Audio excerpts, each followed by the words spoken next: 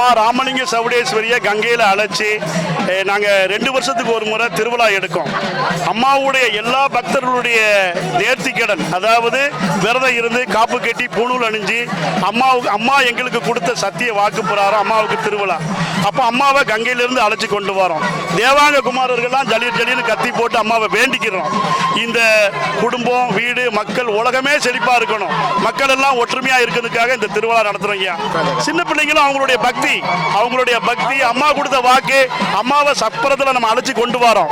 இந்த கத்திப்பட்டு உடம்புல இருந்து பெருகும் குருதின்னு சொல்லுவோம். குருதி வலியும் போது அம்மா சத்திய வாக்கு பிரகாரம் எங்களோட இருப்பான்.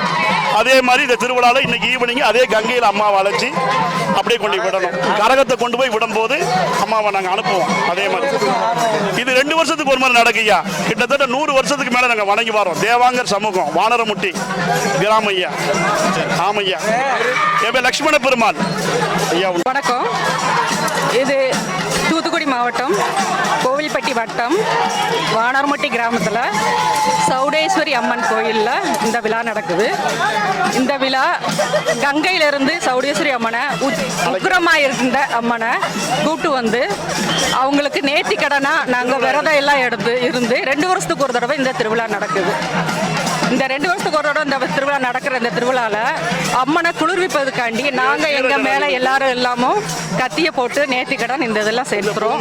இந்த மூலியமா இந்த குளம் மட்டும் இல்லாமல், இந்த சமூகம் மட்டும் இல்லாமல், இந்த ஊரும் சரி, நாடும் சரி, உலகமும் சரி நல்லா இருக்கணுங்கிறதுக்காண்டி, எல்லோரும் நல்லா இருக்கணுங்கிறதுக்காண்டி, எல்லாருமே அண்ணன் தம்பியா அக்கா தங்கச்சியா நல்லா இருக்கணுங்கிறதுக்காண்டியும் இந்த விழா எடுக்கிறோம்.